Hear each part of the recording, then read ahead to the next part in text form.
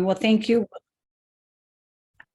Welcome, everybody, to the Together Women Rises March webinar. I am Vicki Bush-Joseph, and I'm your moderator for this evening. I'm the volunteer regional leader for Together Women Rises Midwest region, and I'm a member of the RISE chapter in Western Springs, just outside of Chicago, Illinois. I'm joined tonight by Kia Hunter, our volunteer manager. So before we get started, I know we've been doing this for a while, but just a couple of Zoom reminders. Please keep yourself on mute while our speakers are presenting. There will be a question and answer after the speakers, so please enter your questions in the chat, and we'll do our best to get to as many of your questions as we can. Many of you know this is a special milestone year for Together Women Rise. 2023 is our 20th anniversary. We began in Greenville, South Carolina, thanks to the amazing collaboration of our co-founders, Marsha Wallace and Barb Collins. Today, we are a powerful community of women and allies dedicated to achieving global gender equality. We have hundreds of local chapters across the U.S. where members learn about and advocate for gender equality issues, give grants to organizations that empower women and girls in low-income countries, and build community to forge meaningful connections with each other and with women around the world.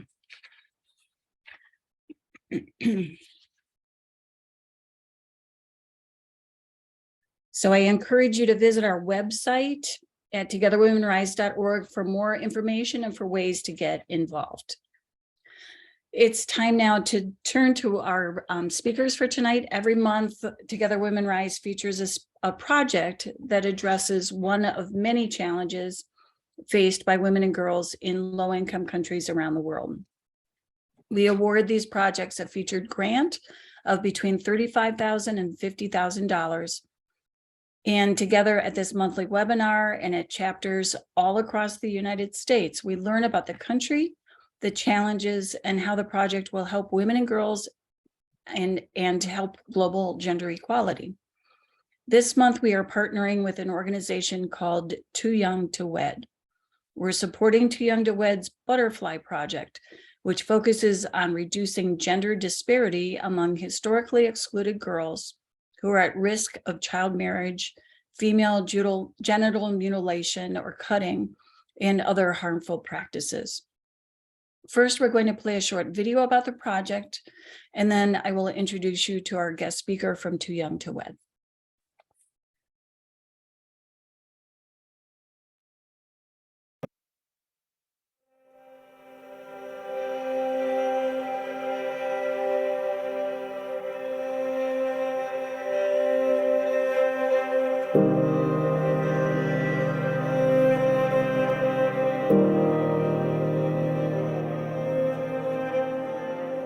Naitwa Silvano Leapari. Sasa mamangu alikuwa anapenda kunywa pombe. Babangu ni kama mwenye amestuka tu. Vile tu amestuka, ndio amestukia tu hiyo kifo tu ya wasichana wake. Sasa mimi kwa sababu nilikuwa anga class 7 siku hiyo, nikaambiwa acha niolewe. Ndio sasa nikaenda kuolewa, alafu stepfather akakuja, alafu yeye akakuja kusema anataka kunioa mimi. Nikakaa tu hapo. Sasa hadi mimi nilikuwa tunajifikiria mwenyewe nitarudi shule, lakini sikuwa na hiyo uwezo kwa sababu nilikuwa kwa wenyewe. Haina maana kabisa, ni kuharibu maisha.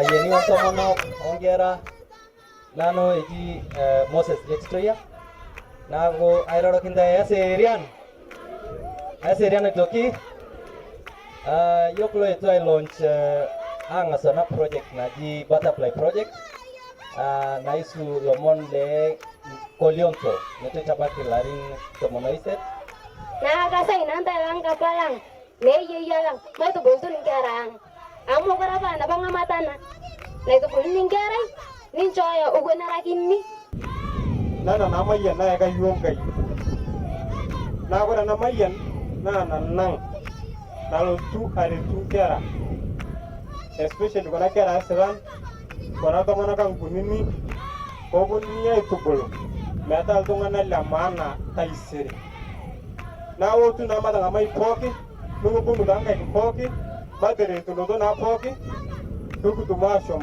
kwe kira olosho le Nkai.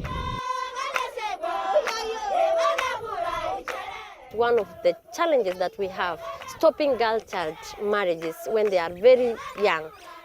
Early marriages is something that demoralizes girl when she's young, and even she becomes helpless throughout her life because she's traumatized.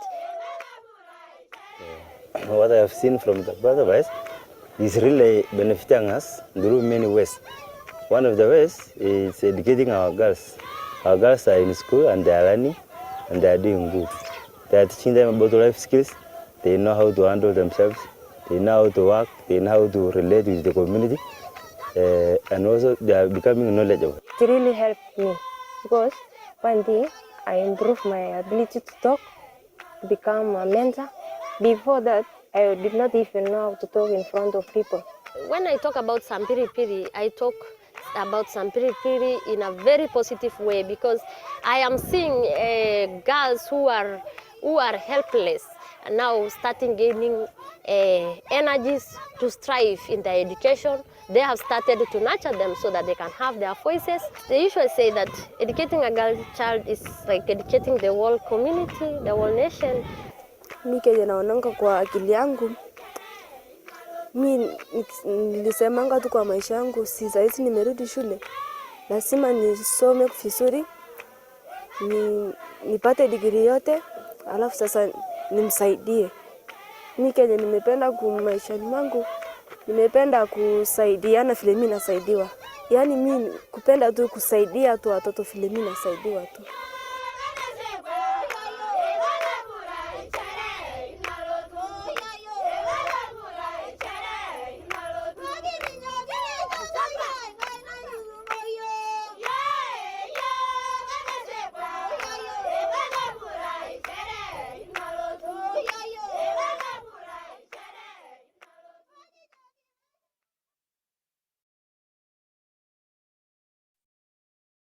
Wow.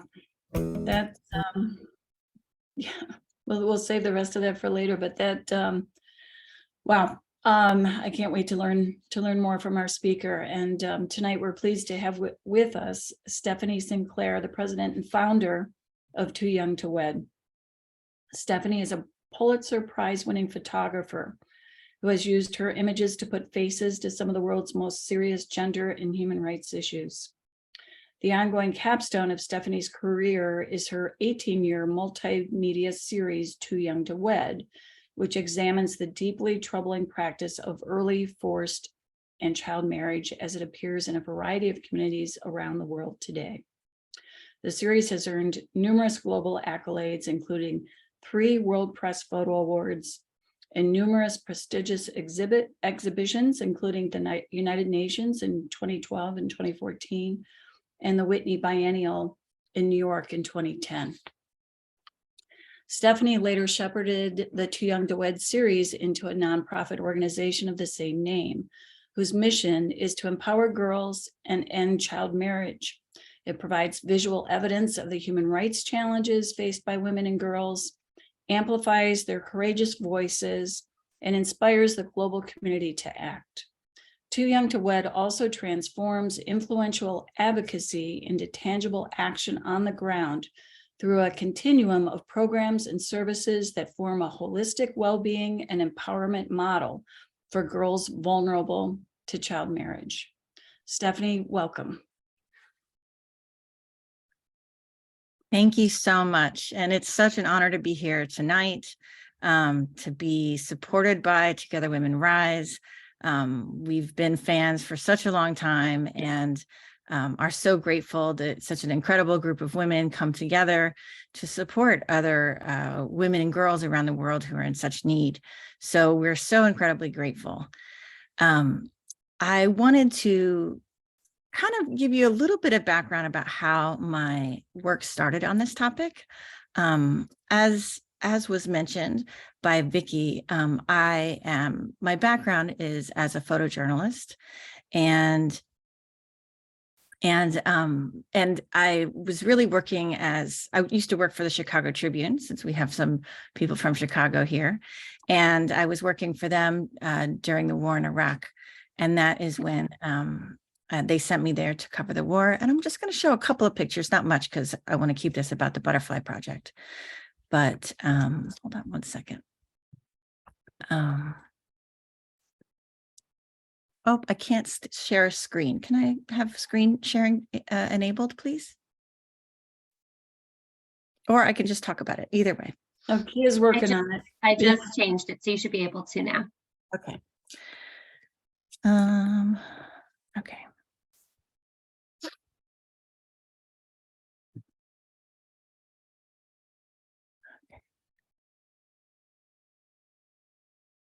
Hold on one second. View slideshow. Okay.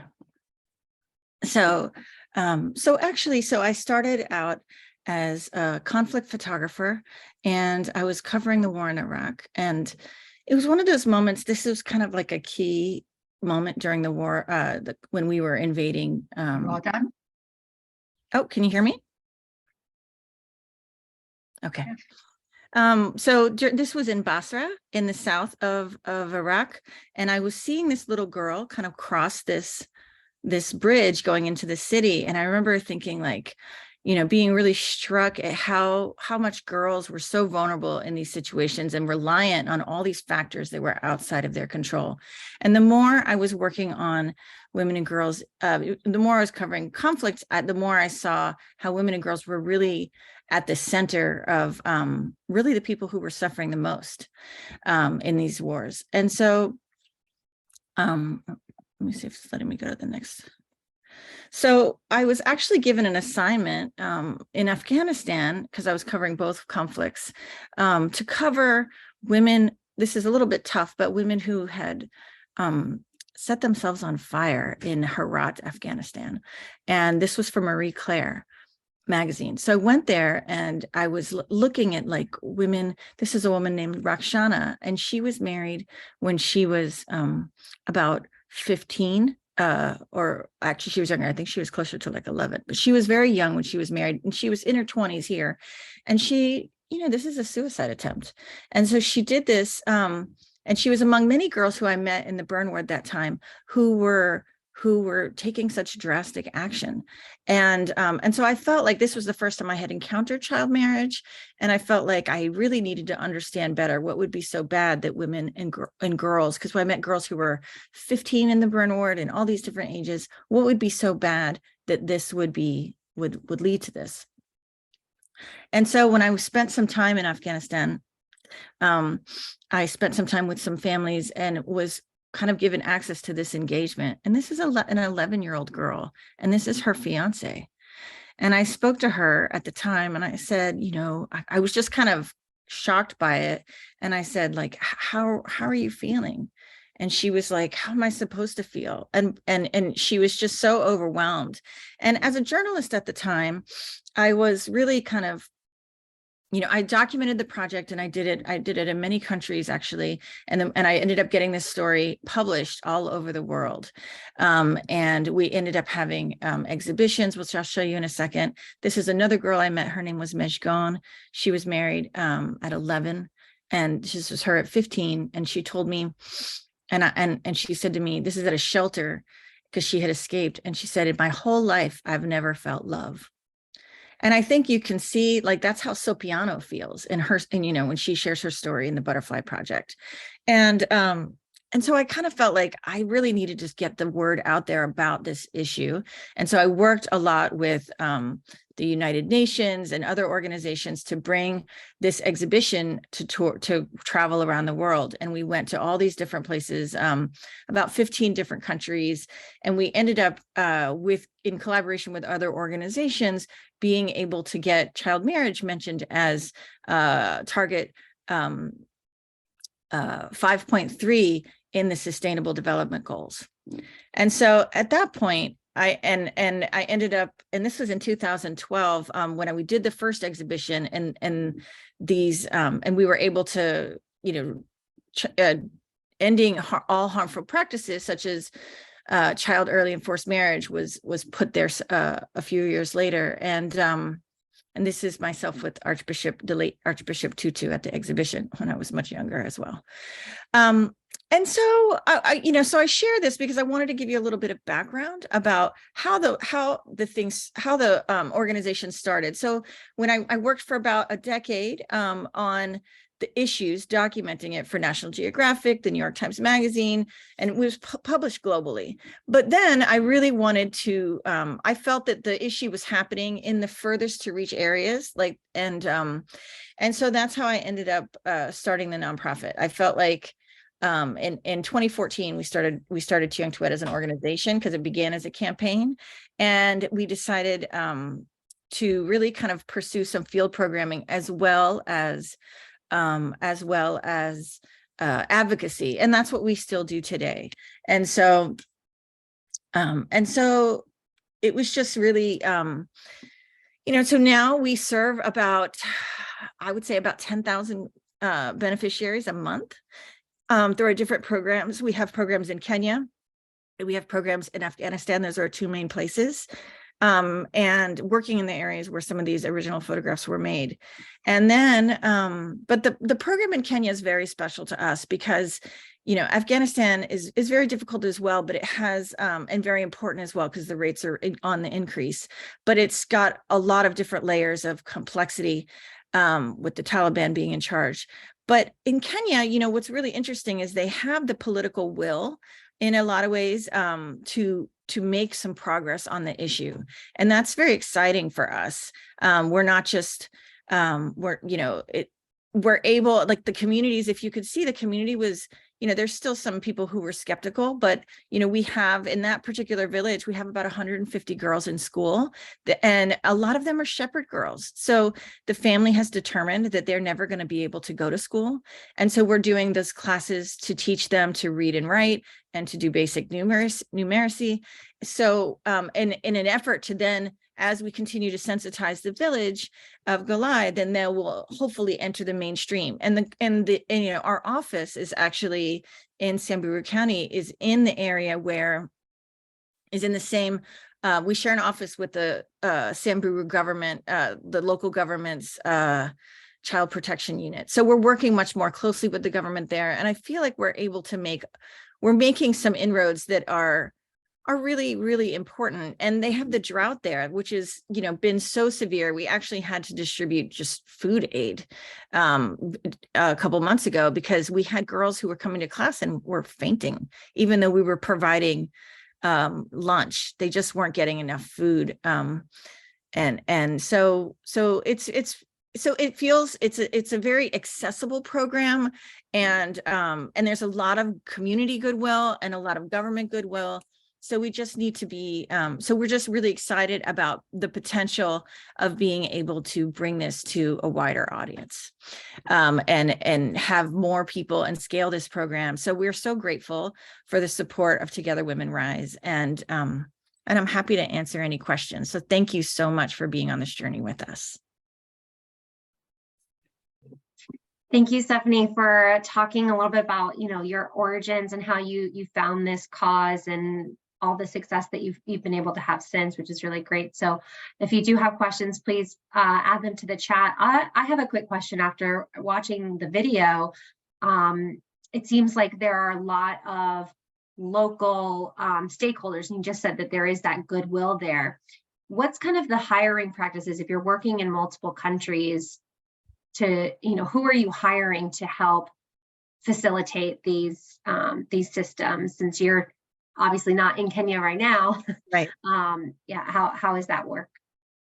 That's a great question. So we actually have our own organization. We opened up an actual branch in Kenya called the Too Young to Wed Middle East Africa office, and we launched last year. And we have an all Kenyan team out there, and many of them are from the pastoralist communities. And so we actually hired, so the people who run the program day to day are actually from the villages. So that incredible woman, Florence, who was speaking for a bit, she herself really worked hard to escape her own child marriage. So she had, her dad kept wanting to marry her off when she was young, starting around the age of 12. And she kept delaying it and delaying it. And she had one teacher actually who believed in her and was able to kind of continue to encourage her and give her some, some extra energy to kind of put it off. And she kept saying, well, and she ended up finding a sponsor, and she was able to kind of delay it until she was 18. And so she is now a teacher, and she is, and now she's the supervisor of 4 local mentors from that community. And then we're working in Samburu County, which is in the northern part of the country, and we have an office up there, and then we have some management as well in Nairobi, because there's a lot of different stakeholders down there as well, that it's good to be, for the advocacy purposes, in an ability to kind of network and be part of those communities who are addressing the issue on a more federal level.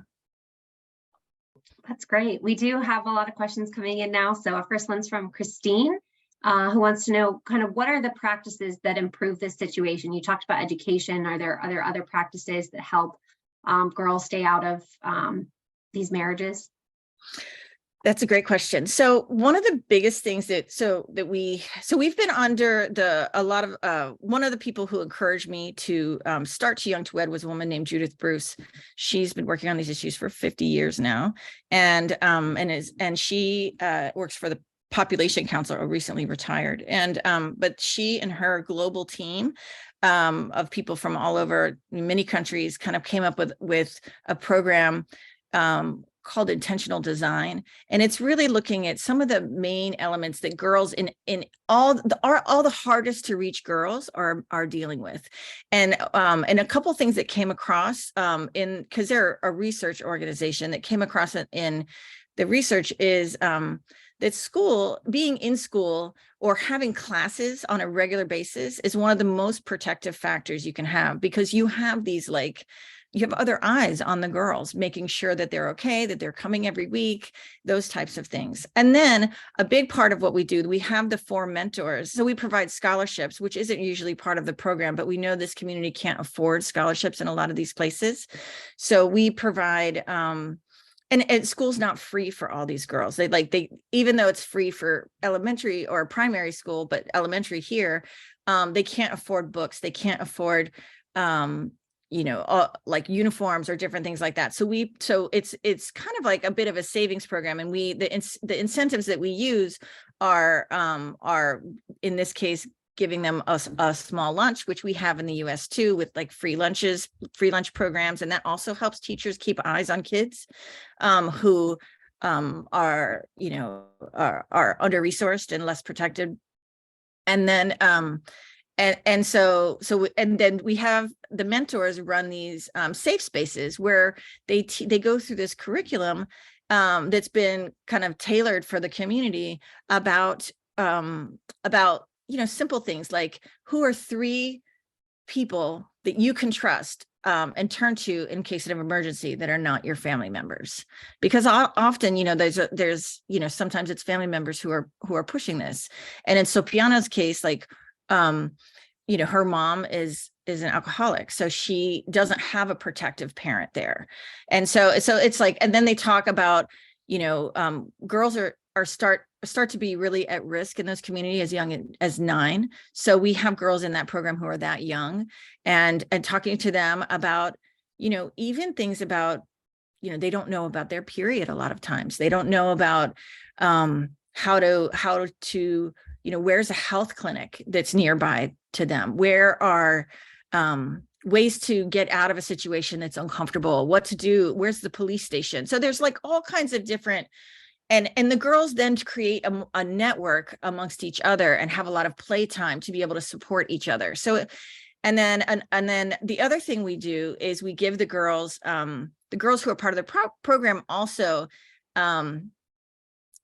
so this is a pastoralist community, so their savings are really livestock, so we give them chickens as part of it, and that's part of their savings, and they have this thing to build, and then their actual value in the family is getting bigger, as their chickens are reproducing, and they're chicks, and they're having eggs, and they're feeding the family and with the protein, and so they're starting to see that the girls start to not just see, the families start to not just see the girls as part of the as something that can bring money or livestock into their family, but they see them as a way that the girls are also giving back to their communities and immediately in the real time. Because I've also had, I've had some elders say, well, if we put her in school, we're not going to get a benefit for that for a decade, and we need help now. So those are some of the things that we try to address. That's a lot. Well, thank you for that answer. Our next question is from Lisa, and she asks, have parents been willing to accept this new way of thinking about their daughters? You just kind of touched on that at the end of your last response. And can you give us an example of parents who kind of come around to this? Yes, they definitely do. I think and I think, I think that they don't realize a lot of time there's a lot of sensitization that goes on with this. So they don't, they don't realize that the girls who get pregnant younger than 15 are 5 times more likely to die in childbirth.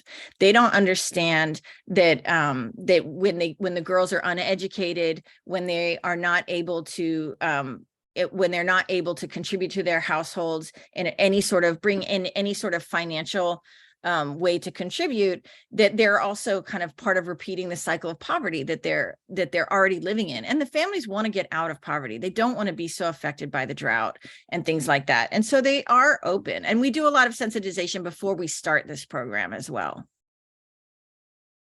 So what is our next question is from Patty, who also asked a question about the parents, is what is kind of that leading cause for parents to sell their daughters at such a young age? I would say it's a combination of 2 things. It's definitely economic related.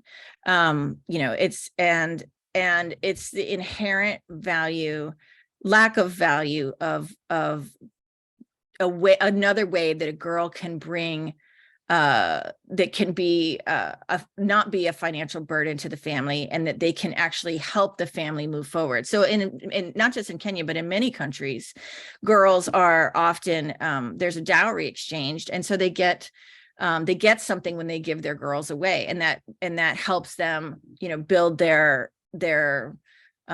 livelihood. And it's gender disparity. They don't quite understand the value of girls.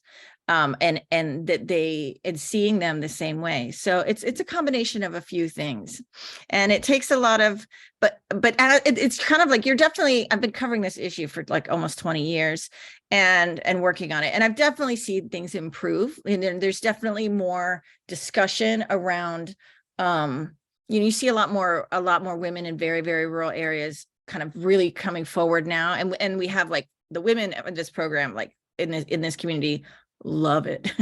And they feel very seen when they're not used to being seen. And the girls are feeling very seen. And so that's I hope that answers your question.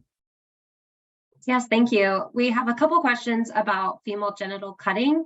And does the Butterfly Project specifically address that practice and preventing it? Yes. So it's usually done right before marriage. So that's part of the reason why the girls are brought in so early. We have such young girls in the program. So they're kind of, the idea of the program is that it works as this is a prevention program as a whole.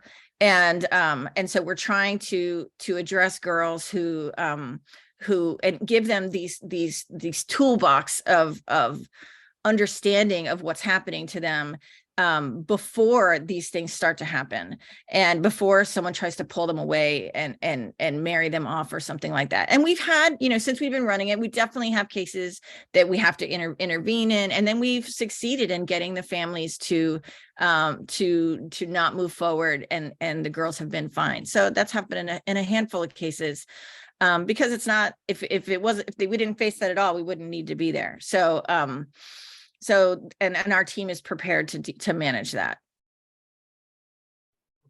Great, thank you. Marianne asks, is there a waiting list of nearby villages who would like this program replicated in their area? Definitely. The more people have heard about it, the more that we get more requests. And even the Samburu government was, not government, the county government was asking how, they want to know more. And so we've been explaining it to them too, because there's a lot of people in need, and we definitely are happy to share what we're doing. But we know that, that is going to come slowly. I mean, there's still not even schools in so many of these really rural areas. So there's still a lot of work to be done out there. And another Marianne asks, where's your U.S. office located? Our U.S. office is about an hour north of New York City, in northern Westchester County. Great.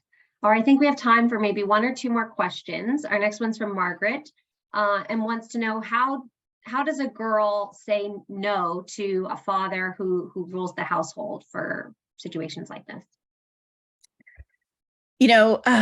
That's another great question. So, I mean, what in Samburu, it's very hard for girls to say no. And in fact, when the girls come into the program in the very beginning, they're very quiet. They don't speak out very much. And they're definitely taught to not speak out. But what I have learned in many years of doing this is the girls who refuse, and some even run away, who fight back, are usually the ones that protect themselves. And so I wish that didn't need to fall on the girl. And that's one of the things we're doing, is trying to create a network for them to have more support, and not, because what we were seeing before is girls just like bolting from these villages, and we'd hear from girls who'd walked for 2 days and were barefoot and all this stuff trying to avoid it. And we're like, we don't want that. Let's try to work more intensively in the communities, and try to keep the girls able to be there and not feel unsafe, and have a network of people that will step in and help and intervene when needed. Great. So Valerie asks, in a mostly agricultural area, what are the job opportunities for young girls who are able to escape child marriage? Well, there's a few. I mean, so this is also a heavy tourism area too. So there's, so we have some girls who've graduated, because before we started this, we had scholarships, leadership scholarship program, and they were from these areas. So some of them are going into tourism management. Some of them are going into, some of them are staying in beading, like beadwork and things like that. Some of them are, working for different, climate initiatives. Some of them are working in agriculture. So different things like that. Great. Sounds like there are a couple options. So we're going to have time for one more question, I think, which is about the male role in this. So how do you convince men that marrying young girls is not in their or their community's best interest? So so to get in these villages, we first have to talk to the chiefs of the villages, which are predominantly male. And so, and we, I was really surprised, because I was with them when we went to these villages for the first time. And I was very surprised with how quickly they were like, yes, come in here and do this program. So I was pretty surprised about that. So I think the leadership of these communities, I think that there's been enough movement forward that they definitely want some different they want alternatives. They're just not quite sure how to get there. And then when we teach them about these things, so what the warriors, the ones who are kind of protecting the livestock and things like that, are called morons. And so we also separately, we had, I think it was in November, we had a meeting like with all the morons from that village, and just talk to them about, how what girls can face when they get pregnant so young. They can have obstructed labor, they can have hemorrhaging, we see a lot of girls do crude abortions, so unsafe abortions, which, when they get pregnant. So there's just all kinds of different issues. We see higher rates of domestic violence. We see, we see premature births. So when we talk to them that how, especially from a medical perspective, which is very significant in child marriage, they tend to have more understanding. And I think it's some of it, I think that it's right now trying to figure out how to, it needs a little bit, we're trying to meet a little bit of that immediate gratification of the funds that come when you marry a girl off. And so I think that they kind of they get it, but then they also feel like, but I still have this need right now because we have a drought, we have these kinds of things.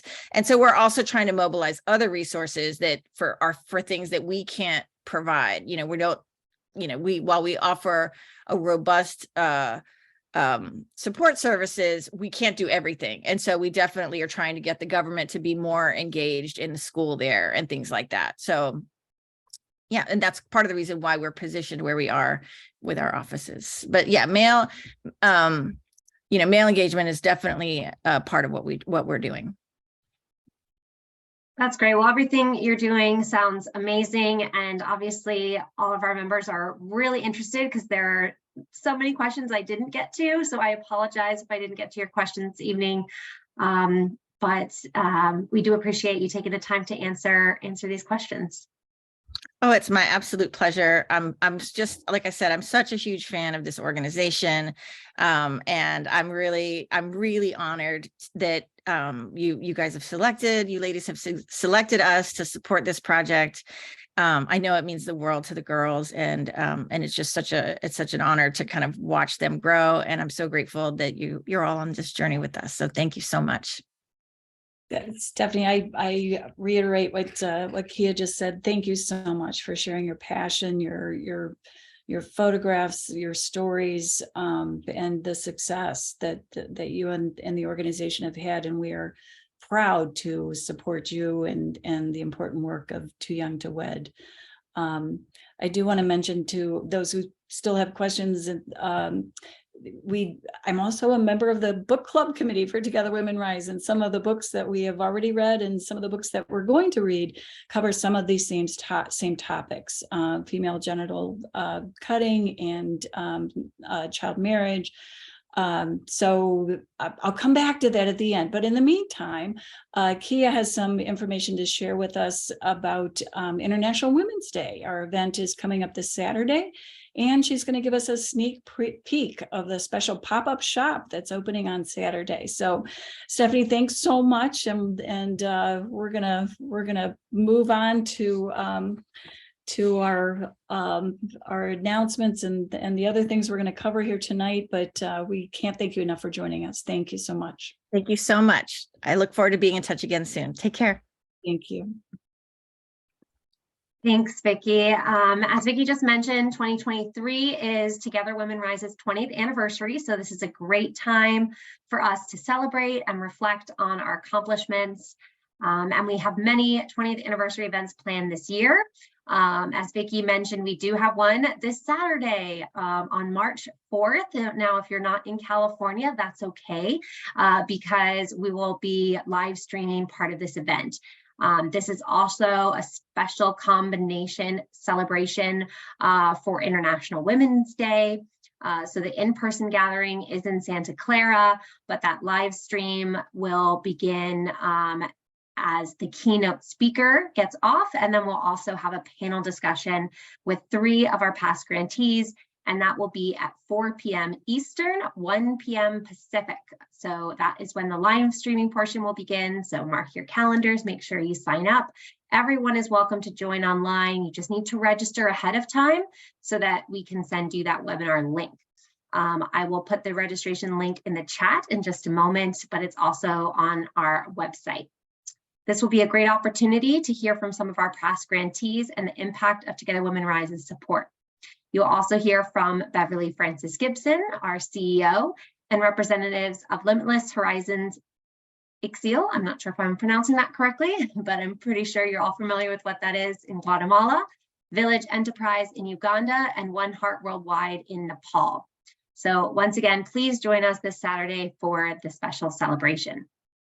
Also on Saturday, we will be launching our special limited time pop-up shop. We have partnered with Fairwear to offer a variety of ethically sourced sustainable products curated and custom branded specifically for us. The shop will open on March 4th, so that's this Saturday, and all orders must be placed by March 20th. So that's a very short time period for you to get your orders in. And I will also show you a few examples of some of the items that will be available. So we'll go ahead and share my screen again. All right, so here is our beautiful buttons and pins that you can order with our logo. We will also have jewelry this time, which is exciting. We'll have a necklace, bracelets, and earrings available for purchase. We will also have a scarf. That's something that many people have been asking for. So we'll have a Together Women Rise scarf, and our tote bags that were quite popular last year will be back. So feel free to order those for your trips to the farmer's market. We also will have a water bottle and circular cup. The cup also we had last time, very popular, and made from recycled materials. So that's exciting. And then we have a couple of apparel options. We'll have a few different short sleeve shirts in different colors, as well as hoodies. This was also something that was requested by many of our members. And then we will have special 20th anniversary shirts as well. So if you're going to any of those 20th anniversary events this year, this is a great product to get to wear to that event. And then finally, we will have 20th anniversary ornaments for you to hang in your windows or your Christmas trees or anywhere else you want to display our 20th anniversary ornaments. So hopefully there's something that you like in that shop. And remember that you can start placing those orders this Saturday, March 4th, but make sure you do that before midnight on March 20th so that we can get your orders in and delivered. Great, Kia, thanks for sharing all of that. And just to wrap up, we've got some announcements of the other things coming up besides International Women's Day, the program on Saturday. So upcoming events, actually before that, don't let me forget to mention the kind of the biggest part. We do depend, Together Women Rise depends on your donations to fund projects like the one you learned about tonight, as well as all of our education and engagement activities. So please visit our website at togetherwomenrise.org to support our mission.